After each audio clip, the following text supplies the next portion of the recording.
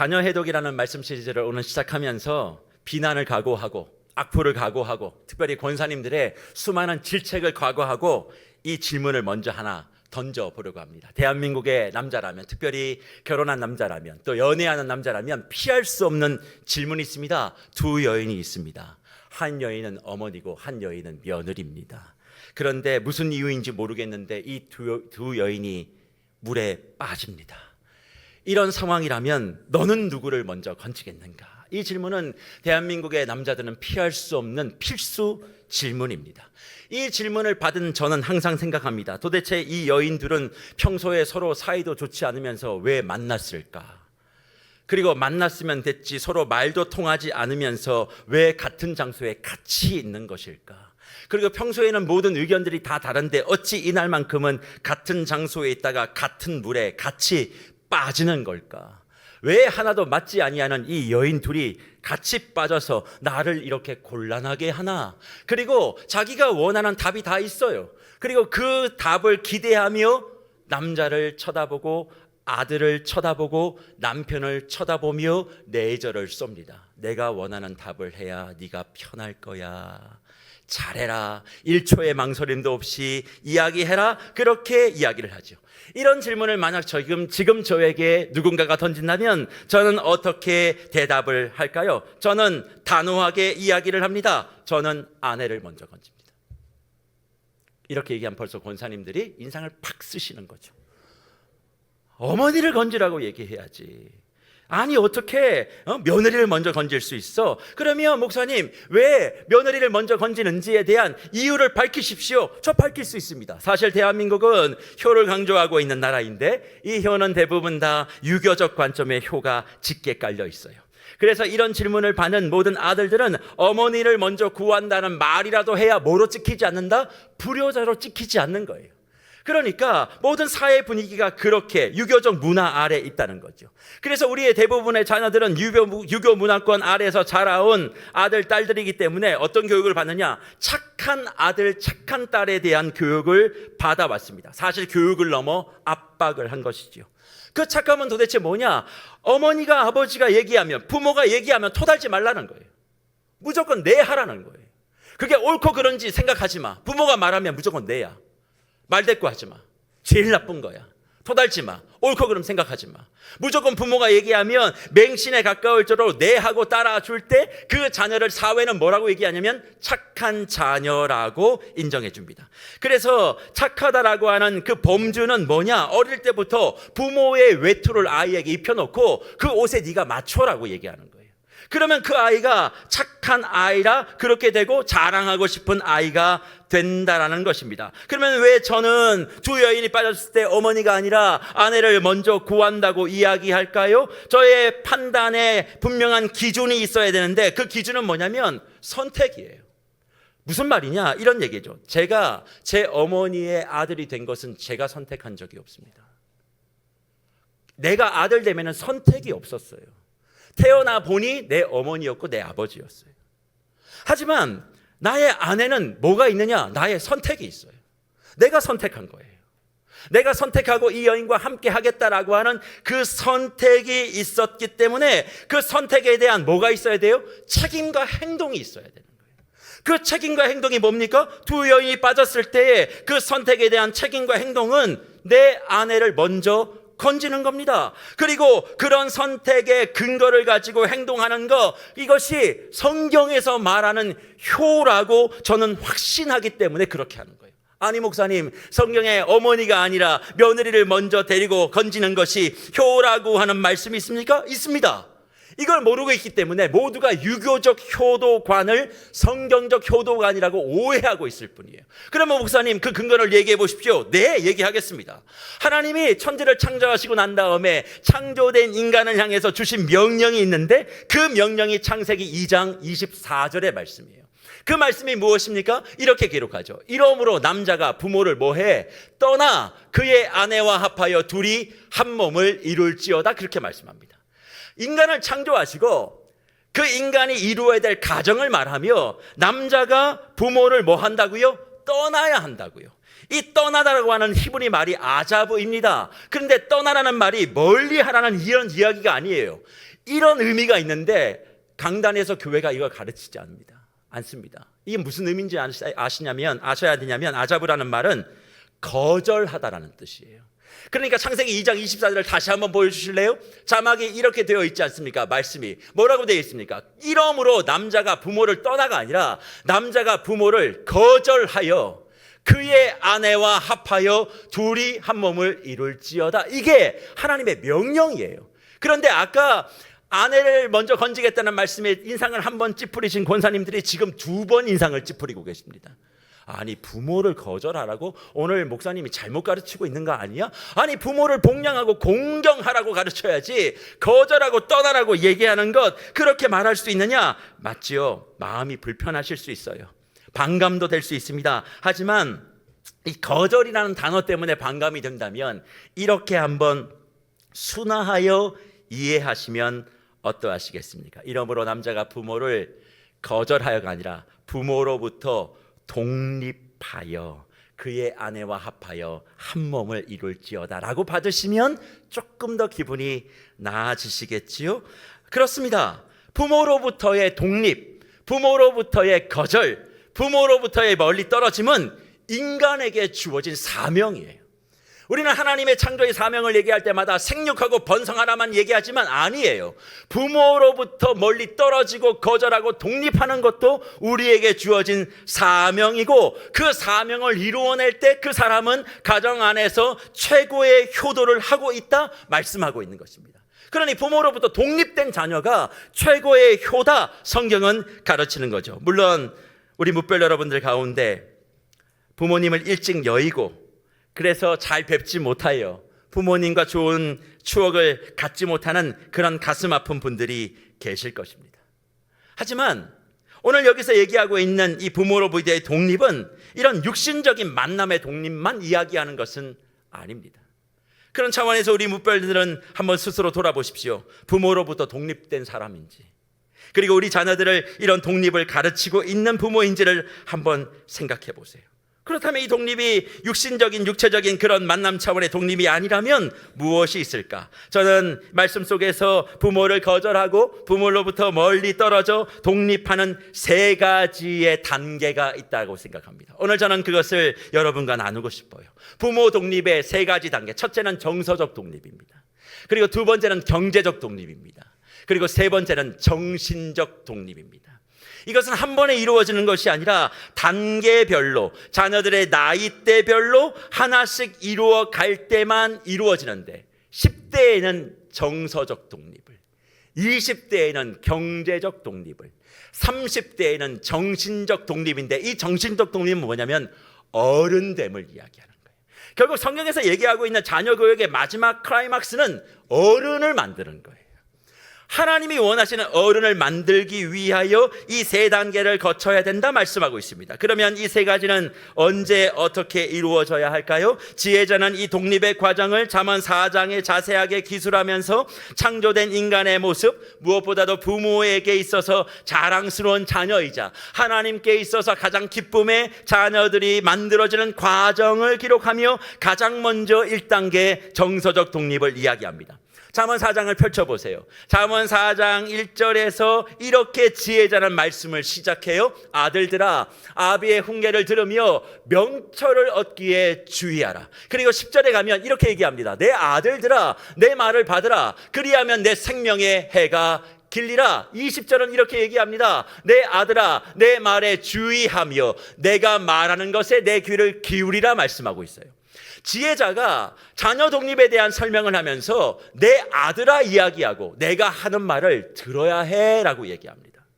저는 이 속에서 3단계의 자녀 독립의 전제 조건을 발견해요. 그게 뭐냐면 4장 1절 자막 다시 한번 보여주실래요? 이렇게 지혜자가 이야기합니다. 아들들아, 아비의 훈계를 들으며 명철을 얻기에 주의하라. 보통 우리는 자녀 교육을 얘기하면 아비의 훈계 그리고 명철, 그러니까 자녀 교육은 훈계해야 돼.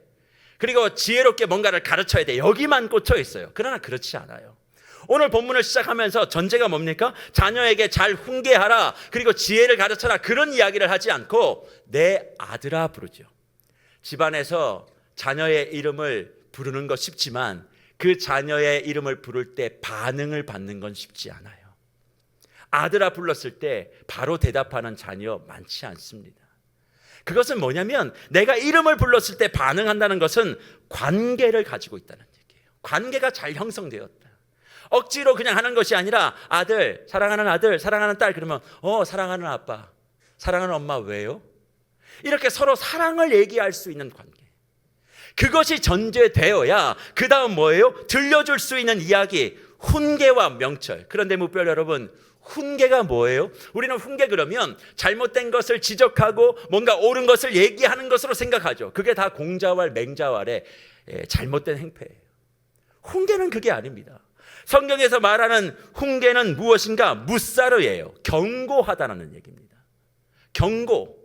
네가 이걸 하면 이런 일이 될 거야. 그러니까 관계를 형성하고 경고라는 말은 인생의 경계를 나누어 주는 거예요. 이건 해야 될 것, 이건 하지 말아야 될 것, 이건 반드시 지켜야 될 것, 이건 절대 네가 하면 안 될 것, 이걸 구분하여 아이에게 설명해 주는 것, 그게 훈계입니다. 그리고 명철이라고 되어 있는데 이거는 비나라는 히브리 말이에요. 그럼 명철은 뭐예요? 세상에 알고 있는 지혜와 지식을 이야기하는 것이 아니라 이해예요. 이해. 자녀를 이해해 주는 거예요.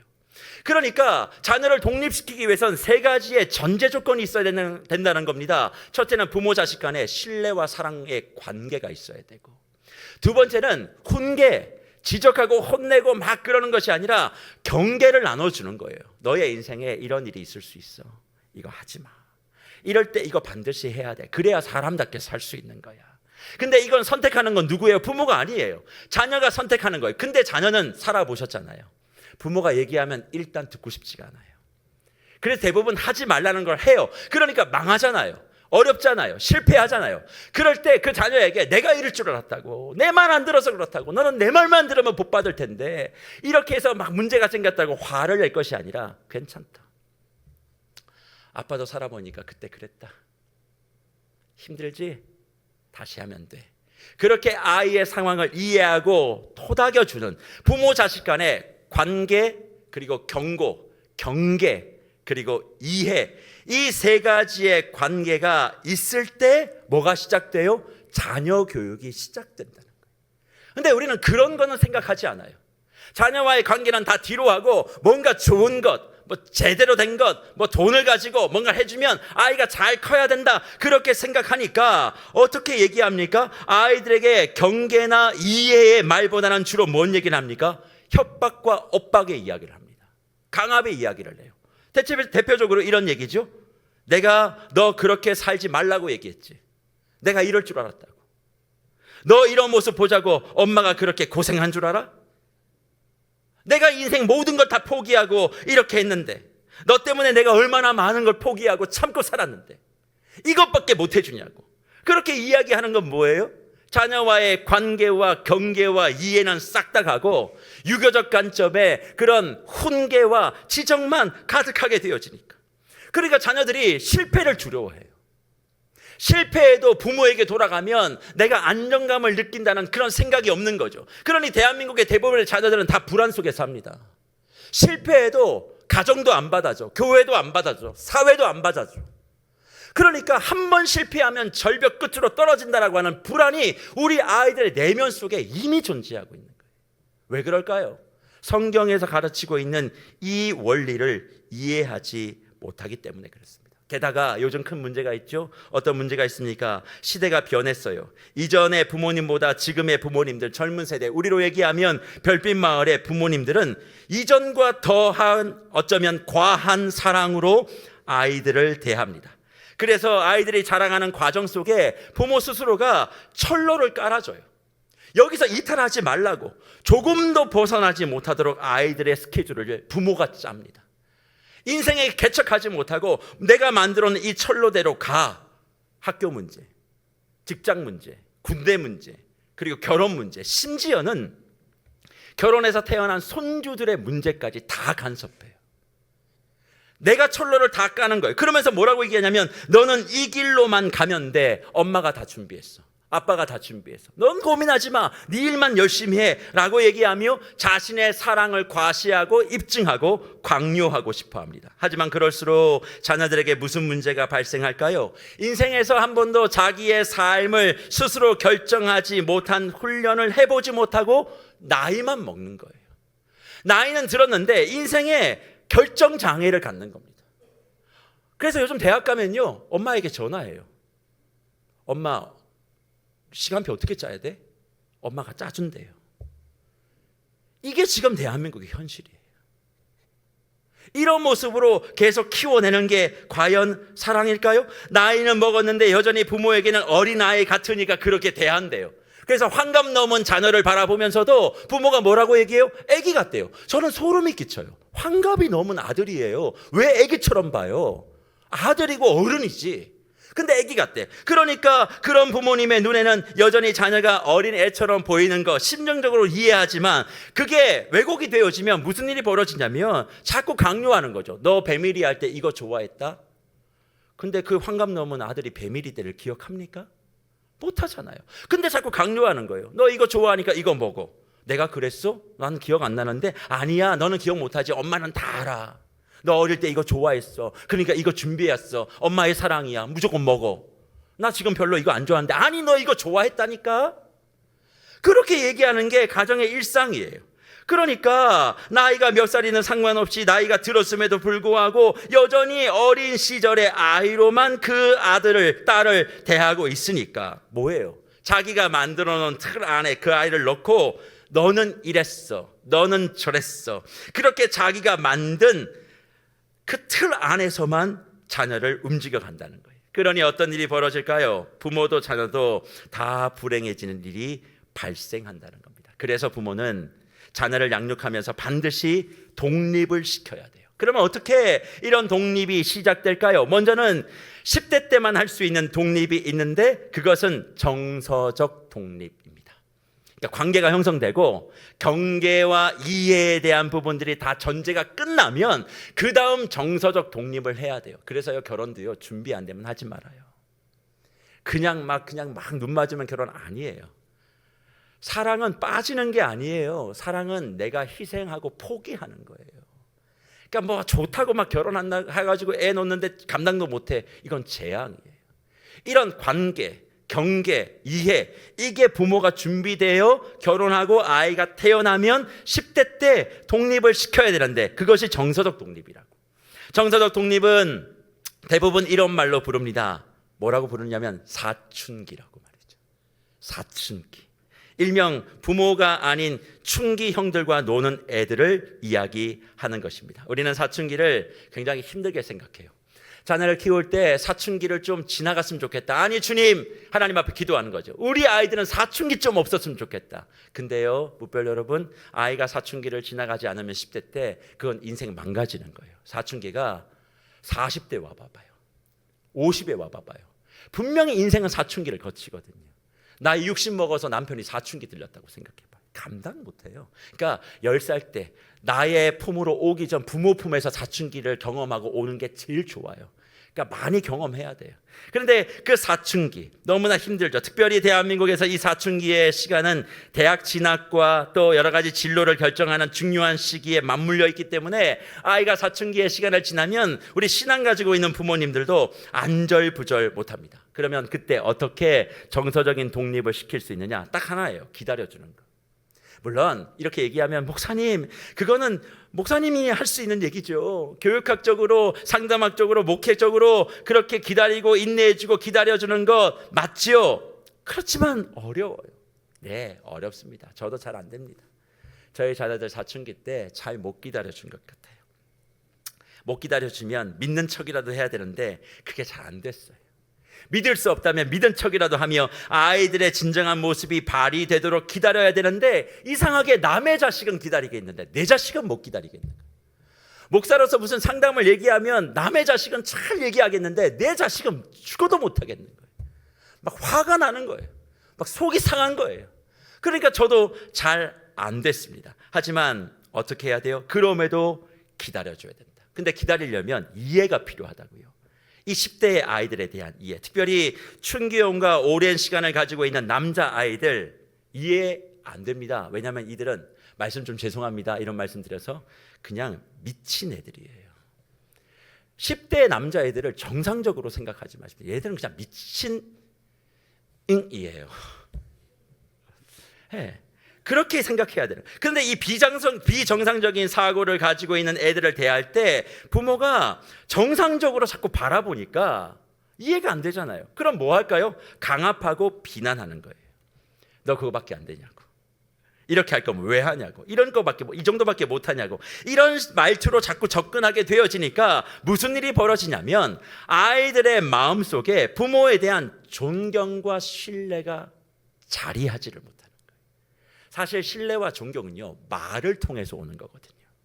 말투를 통해서 오는 거예요. 제가 늘 말씀드리는 거 있잖아요. 아무리 옳은 얘기도 좋은 표현에 담지 못하면 좋은 말이 아니라고. 옳은 얘기 할 거예요. 부모님들 다 옳은 얘기해요. 하지만 표현이 틀렸어요. 그러니까 안 되는 거예요. 아무리 옳은 얘기를 해도 자녀들이 받아들이지 못하는 거죠. 그러면 말을 받아들이지 못한다는 건 뭐냐면 신뢰와 존경이 없다는 겁니다. 아이들이 부모에 대해서 신뢰와 존경을 갖지 않으면 부모의 말은 들리지 않아요. 그러니까 엄마가 아무리 얘기해도 이 10대 때 관계가 형성되지 못했던 자녀들 뭐로 들어요? 잔소리로 들어요. 뭔 얘기를 해도 다 잔소리로 듣는 거예요. 그러면 어찌해야 되나요? 그냥 둘 수는 없잖아요. 그럴 때 부모가 이렇게 하는 겁니다. 네가 이걸 잘했고 못했고 옳고 그름을 가르는 재판관이 아니라, 아빠는 너에게 이 얘기를 좀 해주고 싶고 이런 얘기를 좀 듣고 싶은데 가능할까? 그러면서 그냥 지나가듯 이야기하는 거예요. 그러면서 지금 네가 이랬으면 좋겠는데 아빠는 안타깝다고, 틀렸다가 아니라 안타깝다고. 그러면서 아이들에게 이렇게 얘기해 주는 거예요. 아빠가 여기 늘 있을게. 언제든지 도움 필요하면 와. 엄마가 네 옆에 늘 있을게. 기대고 싶으면 언제든지 기대. 아빠 엄마는 네가 언제든지 품 안에 들어오면 안아줄 사람이고, 엄마 아빠는 네가 언제든지 힘들 때 기댈 수 있는 어깨야. 아빠 엄마의 어깨를 딛고 올라가도 돼. 언제든지 그렇게 와. 이야기하면 아이들이 그 말, 그 내용이 아니라 엄마 아빠의 말투 때문에 마음을 여는 거예요. 그리고 그 마음이 열리면 신뢰가 생기죠. 그리고 신뢰가 생기면 아이의 정서적인 부분이 안정되기 시작하며, 춘기 형이 내가 의존해야 될 존재가 아니구나. 내가 의존해야 될 존재는 이 불안과 상실 속에서 춘기 형이 아니라 엄마 아빠구나. 그렇게 생각한다는 거예요. 여기 계신 분들 10대의 시간들을 다 지날 때 호르몬이 막 터져 나와요. 그 호르몬은 내가 통제할 수가 없다고요. 그 시간을 지나가면서 결국 이 호르몬을 이길 수 있는 방법은 엄마 아빠가 내 옆에 있다. 나를 늘 믿어주고 있다. 뭘 해주지 않아도 내 옆에 있다. 그렇게 생각하며 정서적인 독립이 이루어질 때 그 아이가 후유증 없이 정서적 안정을 갖는다는 겁니다. 그래서 이 정서적인 독립을 위해서 부모님들이 하셔야 될 게 있어요. 그게 뭐냐면, 동성애 자녀는 동성애 부모가 책임진다는 원칙이에요. 무슨 얘기냐? 아들은 아빠가 책임져야 돼요. 딸은 엄마가 책임져야 됩니다. 왜 그런 거 아니? 이런 거예요. 사춘기의 정서적 독립 시기에 엄마들은요, 아들을 절대 이해하지 못해요. 그냥 아들이 엄마의 눈에는 뭘로 보이냐면 동물로 보여요. 그러니까 4인 가족 기준으로 아들 둘인 가정은 남자가 셋이니까 그 집에는 동물이 3마리가 있는 거예요. 여자의 시각으로는 이해가 되지 않아요. 그냥 배 고프면 배 채워주면 되고, 잠 자고 싶으면 잠 재워주면 돼요. 그럼 아무 말도 하지 않아요. 일단 배고프면 짜증나고 잠 못 자게 하면 짜증나고, 이게 남자들이거든요. 그러니까 그것만 채워주니까 그냥 여성의 눈으로는 감성이나 이런 게 전혀 없어요. 그런데 남편도 힘든데 아들 둘 너무 힘들죠. 그러면 그 아들들을 누가 통제할 수 있느냐? 아빠만 통제하죠. 그러니까 아들 둘이 있는 집안에서 늘 아빠가 하는 얘기가 있습니다. 엄마가 그걸 이해하지 못한다 그러면 아빠들은 딱 한마디만 해요. 내버려 두라고. 다 그러면서 크는 거라고. 놔두면 알아서 큰데. 왜? 자기가 그렇게 해봤기 때문에 그렇다는 거예요. 반대로 저와 같은 경우는 딸의 10대를 이해하지 못합니다. 왜냐하면 여성들의 2차 성징을 저는 경험해 본 적이 없어요. 이게 감정이 어떻게 바뀌는지, 도대체 왜 이런 일들이 생기는 건지 몰라요. 그걸 커버해 줄 수 있는 사람은 누구밖에 없어요? 엄마밖에 없는 거예요. 그러니까 아들들은 아빠가 책임지고 관계를 맺고 경계를 설정해 주고 그리고 이해해 주고, 엄마는 딸에 대하여 이해하고 경계를 설정해 주고 관계를 잘 맺는 이거를 잘 하면 반드시 거기서 정서적인 독립은 이루어진다는 겁니다. 그러면 또 이렇게 질문하실 분들이 있죠. 목사님, 저희 집에는 딸이 없습니다. 목사님, 저희 집에는 아들이 없습니다. 그러면 나는 뭘 해야 됩니까? 뭘 하긴요. 그거를 잘 맡아야 될 나의 아내, 나의 남편을 응원하고 잘 서포트해 주는 거예요. 잘 하라고. 당신 해줘야 된다고. 그 남편과 그 아내를 잘 돌보아 주는 게 결국 자녀 교육으로 가는 거예요. 그렇게 되어질 때 결국 어떤 일이 벌어집니까? 종성과 어릴 때부터 좋은 관계를 맺는 그 아이들이 부모의 말이 먹혀 들어가는 통로가 열려지고, 그렇게 되어질 때 사춘기의 시간 가운데 사고가 없을 수는 없어요. 하지만 큰 사고 없이 이 시기를 지난다는 겁니다. 그런데 이 시기를 잘 지나면 어떤 축복이 있느냐? 잠언 4장 22절에 이렇게 말씀합니다. 그것을 얻는 자에게는 생명이 되며 그의 온 육체에 뭐가 된다고요? 건강이 된다고요.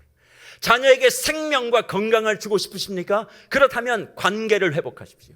그들에게 옳은 얘기를 하지 말고 좋은 이야기를 하십시오. 그리고 그들에게 선택을 강요하고 대신 선택해 주지 말고, 이거가 있어, 선택은 네 몫이야, 실패해도 괜찮아, 아빠 엄마가 옆에 있어, 이런 안정감을 계속 주게 되어질 때 그의 영혼이 죽음이 아닌 생명을, 지옥이 아닌 천국을, 아픔이 아닌 건강을 맞이한다, 그렇게 말씀하고 있죠. 그래서 목표 여러분, 자녀들을 생명 가운데 키우고 싶다면, 건강하게 키우고 싶다면, 믿음 안에 자라고 싶다면 이 말씀을 기억하십시오. 아빠는 카피되고 엄마는 복제된다. 아빠는 카피되고 엄마는 복제된다. 결국 내 모습이 그대로 가는 거예요. 내 모습이 엉망인데 좋은 교회 가면, 좋은 학교 가면 아이가 그렇게 되겠지. 그게 착각이라는 겁니다. 교회에 맡기지 마세요. 학교에 맡기지 마세요.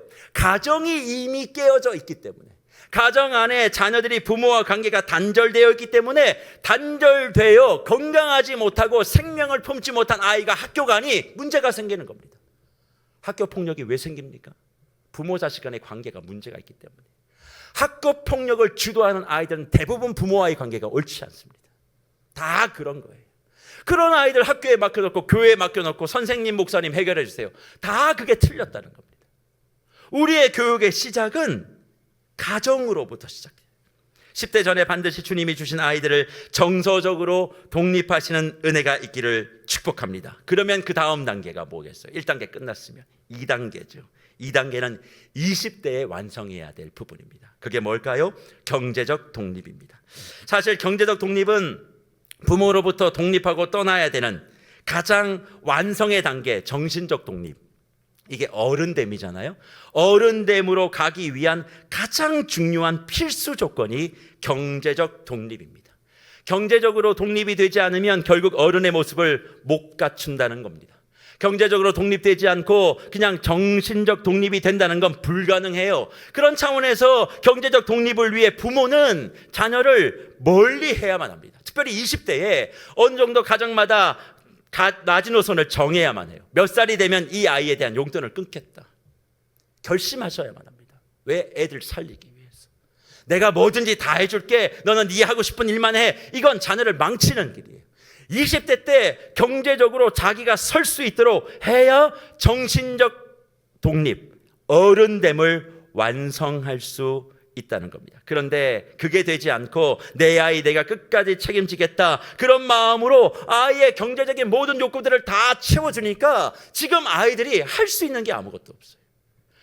어른은 많은 것 같은데 어른이 아무도 없어요.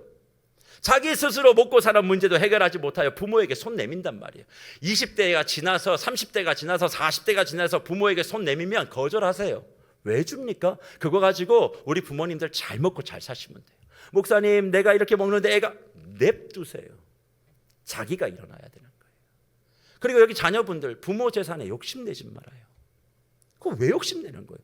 제가 교회 안에서 유산 때문에 싸우시는 분들 많이 계시거든요. 왜 그게 싸움이 되느냐? 경제적 독립이 안 되기 때문에 그래요. 그건 부모님의 거예요. 내가 자라왔는데 내가 잘 먹고 살 게 있으면 그게 뭐가 문제가 돼? 그래서 제가 지금까지 목회하면서 유산 문제 가지고 교회에 와서 하나님의 나라 위해서 쓰겠다고 얘기하는 믿음의 가정을 본 적이 없어요. 다 자기들이 나눠 갔지. 왜 그럴까요? 이게 정리가 안 되니까. 그러니까 정서적인 안정을 자녀들이 먼저 취하고 경제적으로 독립하게 되어지면 그 다음은 어른이 되는 거예요. 우리는 어른을 만들어야 될 사명이 있습니다. 그래서 지혜자가 잠언 4장 25절과 26절에 무엇을 말씀합니까? 이렇게 얘기하지 않습니까? 내 눈은 바로 보며 내 눈꺼풀은 내 앞을 곧게 살펴 내 발이 행할 길을 평탄하게 하며 내 모든 길을 뭐 하라? 든든히 하라고요. 네가 이제 봐야 돼. 부모가 보여주는 거 없어. 네가 모든 길을 평탄하게 만들어야 돼. 그래야 네 인생 든든하게 사는 거야. 언제까지 엄마 아빠 찾을래? 그러니까 품 안의 자식이라고 품을 것이 아니라 자꾸 세상으로 내어보내야 된다는 거죠. 이걸 서운하게 생각하지 말아요.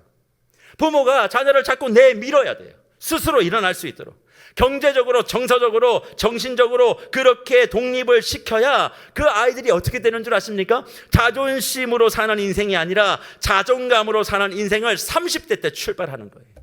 그럼 30대가 왜 중요하냐? 대부분 다 이때 결혼합니다. 결혼이란 누군가를 책임져야 되는 거예요. 내가 누군가를 책임져야 되는데 언제나 그렇게 기댈 수 있습니까? 저는 그래서 우리 많은 분들에게 이런 이야기를 해요. 내 자녀가 결혼해서 아기를 낳아 맡아달라고 집에 초인종을 누르면 문 열어주지 말라고. 네 자식이니까 네가 키우라고. 왜 나한테 데려오냐고. 그 돈 나한테 안 줘도 된다고. 어린이집 가서 맡기라고. 국가가 잘 돼 있다고. 나는 내 인생 살 거라고. 너하고 나는 다르다고. 나는 너 안고 키운다고 관절 나갔다고. 근데 손주까지 앉으면서 이제 무릎까지 나가는데 불쌍한 인생을 못 살겠다고. 손주들 맞지 마세요. 다 보내세요. 그러면 또 지금은 이제 며느리들이 인상을 쓰기 시작합니다. 다 자기 중심인 거예요. 아니에요. 자기 자녀잖아요. 자기가 책임지세요. 그리고 왜 부모가 내 자녀를 안 맡아주는 거에 대해서 서운할 필요가 없어요. 내 몫이에요. 내가 감당해야 되는 거예요. 이런 모습들이 있을 때 하나님께서는 이 땅에 창조되어 하나님의 사람으로서 세워진 사람들이 이 세상을 만들어가고 싶어 하신다는 거죠. 그러면 그 사람의 모습이 뭡니까? 잠언 4장의 제일 마지막 결론적인 부분, 하나님이 말씀하고 싶은 말씀 4장 27절, 좌로나 우로나 치우치지 말고 내 발을 악에서 떠나게 하라, 그렇게 말씀합니다. 좌로나 우로나 치우치지 않는 그 자녀 뭡니까? 부모가 얘기하면 네라고 말 잡는 부모 아닙니다. 착한 아들 아닙니다. 독립되어 있는 아들. 정서적으로나 경제적으로나 정신적으로 독립되어 내가 이제 판단하고 내가 생각하고 내가 결정하여 좌로나 우로나 치우치지 않고 떠나는 그 사람이 악에서 떠난 사람. 악에서 떠난 사람이 뭐예요? 선함을 갖춘 사람. 그럼 선함을 갖춘 사람은 누구예요? 하나님의 자녀, 예수의 제자, 성령의 사람 아니겠습니까? 근데 이런 생각이 없으니까 교회 안에서 제대로 된 어른들이 만들어지지 않는 거예요. 교회 교육은 어른 만드는 교육입니다. 그리고 그런 어른들이 많아요. 이 사회가 안정이 돼요. 세상 가보세요. 어른이라고 합치고 어린아이들이 얼마나 많은 줄 아십니까? 논리 하나도 없어요. 땡깡만 부려요. 목소리만 커요. 자기 요구할 것만 얘기하면 다 들어준대요. 이게 지금 대한민국의 현실이에요. 왜 그래요? 가정이 다 깨져 있으니까. 부모로부터 그런 사랑 받아보신 적이 없습니까? 교회의 교육도 그냥 부모 말에 순종해. 그게 부모 공경이야. 10계명의 제5계명이 뭐야? 내 부모를 공경하라. 그것만 강조했지. 이 공경이 이루어지는 과정, 친밀, 소통, 관계, 경계, 이해, 이건 싹 다 없어지고 내가 원하는 대로 순종해, 맹신해. 그렇게 유교적인 사상을 교회가 가르쳤기 때문에 지금 자녀들이 엉망진창인 거 아닙니다. 그러나 희망은 있습니다. 지금 이 말씀을 듣는 주의 부모들이 다시 마음을 회복하면 가능성이 있어요. 그래서 말씀을 마무리하며 우리 모든 부모된 묵별들에게 도전과 그리고 권면을 드립니다. 자녀를 키운다는 것은 참 힘들고 어려운 문제입니다. 하지만 이런 모든 문제 가운데서 가장 힘든 것 중에 하나가 뭐냐? 부모의 상황에 따라 자녀를 바라보는 시각을 달리 한다는 거예요. 사실 인생을 살다 보면 돈 없을 때 있습니다. 인생을 살다 보면 사업 망할 때 있어요. 인생을 살다 보면 건강이 없어질 때가 있고 영원할 것 같았던 내 반려자와 배우자가 어느 순간 사라지는 그런 일들이 있습니다. 하지만 그 유동적인 상황 때문에 그 아이를 그 상황에 맞게끔 그 상황에 따라 바라보시며 교육하시면 안 된다는 거예요. 왜? 돈은 또 생길 때가 있죠. 좋은 직장도 가질 때가 있습니다. 그러니까 나의 상황을 아이에게 투영하여 아이를 길러내니까 내가 힘들고 어려울 때 아이의 마음에 자꾸 상처를 주면 그늘을 만들어버려요. 나의 상황과 별개로 하나님이 주신 독립된 인격체라고 자녀를 생각하고 그 아이를 독립된 어른으로 만들어가는데 최선을 다하셔야 돼요. 내가 지금 돈이 없고 사업이 망해도 이 아이는 하나님이 키우신다. 그러니 이 아이에게 부정적인 얘기하지 말자. 아빠 욕하지 말자. 엄마 욕하지 말자. 시댁 욕하지 말자. 처가 욕하지 말자. 뭘 안 도와줘서 이런 얘기하지 마라. 그냥 이 아이는 하나님이 내게 주신 독립된 존재. 축복하고 잘 될 거고. 엄마 지금 힘들지만, 아빠 지금 어렵지만 괜찮아. 하나님이 도우실 거야. 이런 마음을 가지고 아이의 마음의 그늘을 제거하는 과정만 잘 가져가면 하나님이 그 아이에게 복의 복을 더하신다는 겁니다. 왜 그렇습니까? 우리 주님이 저와 여러분에게 그렇게 하잖아요. 어떤 상황 속에서도 독립된 인격으로, 독립된 사람으로 우리를 인정하며 잘못해도 아들 사랑해, 딸 괜찮아, 내가 다 해결해 줄게, 그렇게 두 팔을 펼치고 서 계신 나의 하나님이 내 아버지 되심을 기억한다면 이제는 유교적 효도관을 좀 버리고 성경적 효도관을 가지고 새롭게 인식되어 있는 부모로서의 역할을 감당해야 되지 않겠습니까? 그리고 그런 부모 밑에 제대로 된 자녀가 길러져 어른이 만들어지고, 저는 우리 교회에 어른이 많았으면 좋겠습니다. 저는 이 지역에 어른이 많았으면 좋겠어요. 저는 이 나라에 어른이 많았으면 좋겠습니다. 기도하면 된다, 말씀 잘 가르치면 된다, 그러면 제대로 된 신앙교육이다, 그렇게만 이야기하지 마시고 부모와의 관계를 회복하는 것이 신앙교육의 출발이고, 그리고 가정 안에서 하나님이 원하시는 원리를 잘 따라가야 그 위에 말씀 교육, 기도 교육, 섬김 교육이 올라설 때 이게 열매를 맺는 것이지. 그건 이미 다 무너져 있는데 목사님 말씀 잘 가르치세요, 기도하면 다 되죠. 그렇게 얘기하는 것은 이상한 우상 종교를 하나 또 심는 것일 수 있습니다. 그러니 말씀을 마치며 우리 모든 분들께 도전합니다. 주님이 주시는 지혜와 명철로 잘 키우는 자녀를 만들고 싶으시다면 먼저 부모인 내가 나의 윗대로부터 독립하셔야 되고, 그리고 내가 정서적으로, 경제적으로, 정신적으로 제대로 독립하여 온전한 부모가 먼저 될 때 자녀가 온전한 자녀가 되는 줄 믿고 스스로를 돌아보시고 부족한 부분을 어떻게 주님 안에서 메워야 될지 기도하시며 그 해답을 찾아가시는 저와 여러분들 되시기를 축복합니다.